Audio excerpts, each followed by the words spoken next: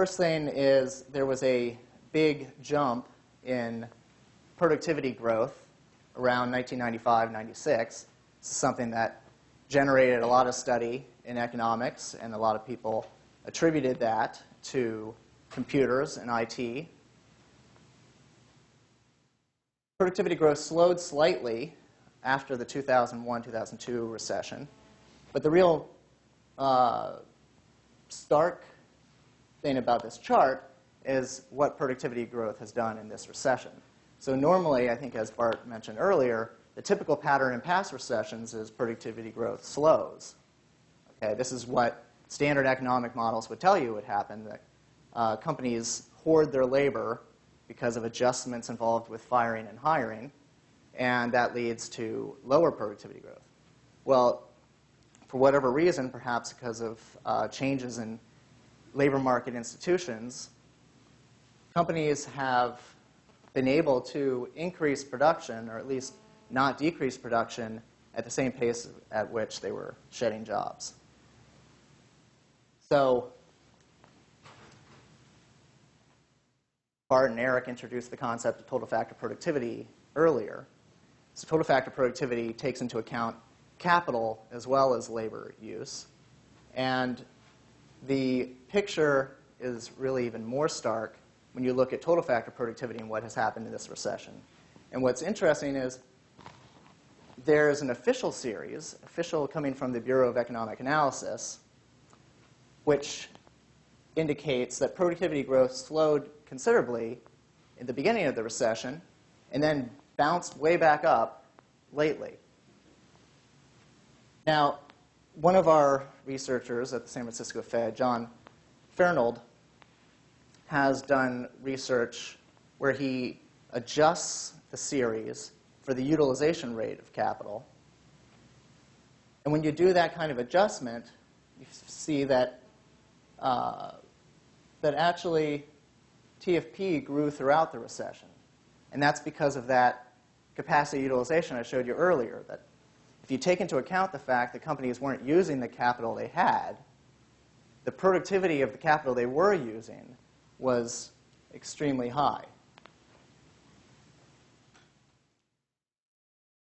So that's the good, is that without that kind of extraordinary productivity growth, the economy would have actually fallen and incomes would have fallen much more severely than they did. Okay, now turning to the bad. So there's a short-run negative impact of productivity growth, especially labor-saving productivity growth, which I'll call the John Henry effect. So if you're familiar with the folk tale of John Henry, who was a steel driving man in Alabama and was driven to death trying to show his employer that he could keep up with the new hydraulic steel driving machine. So that's a rather stark example of a technology putting someone out of work, or worse. So this is not an uncommon, I mean, that's an extreme example, obviously, but the idea that technology has these short-run negative impacts on workers when the technology is substitutable with the kind of skills those workers provide, this is a common phenomenon. Okay? And economists like to think of it as generally a short-run phenomenon. And when you have productivity growth, the pie, the economic pie in the country grows. And so you hope that in the long run, everybody is made better off by the productivity as those workers that are maybe replaced find other jobs, get retrained, get reskilled. That's the hope anyway. Now,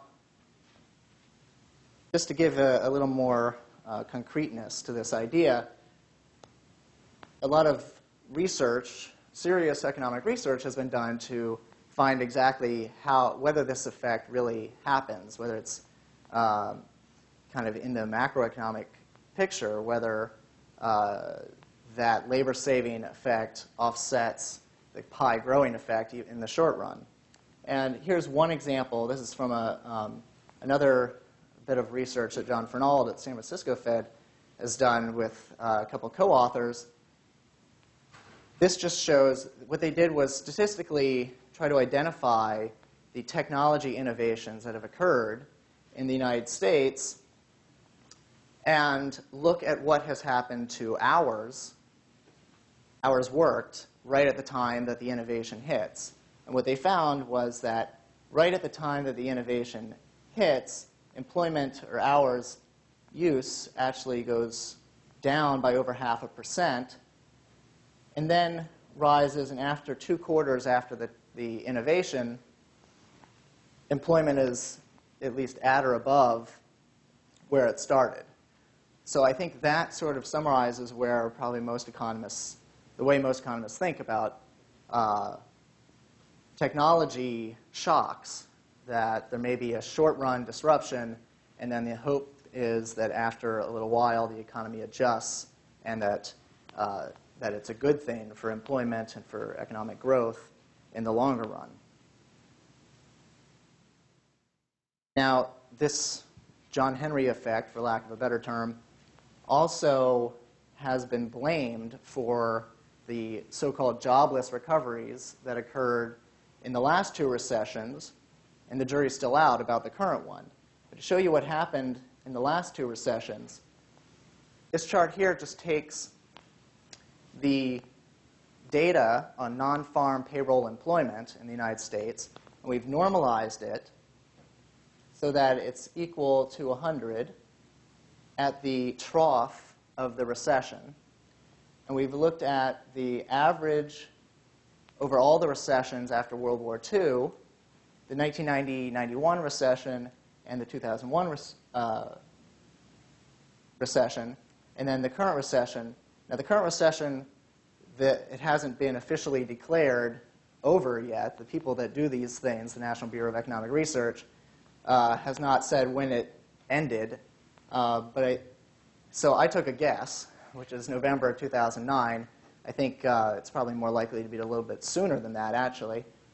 But at any rate, first, what I want to point out is that the usual pattern of recessions in terms of the employment impact is for employment to slow going into the trough of the recession and then to bounce back fairly strongly. That's not what happened in the last 2 recessions.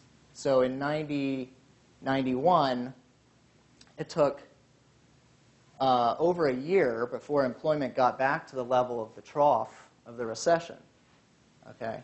The 2001 recession was even worse. Even after 2 years, employment still hadn't recovered, even though GDP was growing strongly. So as I said, the jury's still out about the current recession. It all, of course, depends on how you date things, but so far, there is, thanks to the last month of data, some indication that perhaps this may not be a jobless recovery, but that is really the $64,000 question. So here's just an example of the debate going on. In fact, last week, Chairman Bernanke, in an answer to a congressman's question and testimony, made a similar comment that there's this puzzle going on with productivity growth, and we don't know whether this is going to be a long-run or sustainable increase in productivity growth that will lead to a jobless recovery, or maybe it was a blip and job creation will start soon. So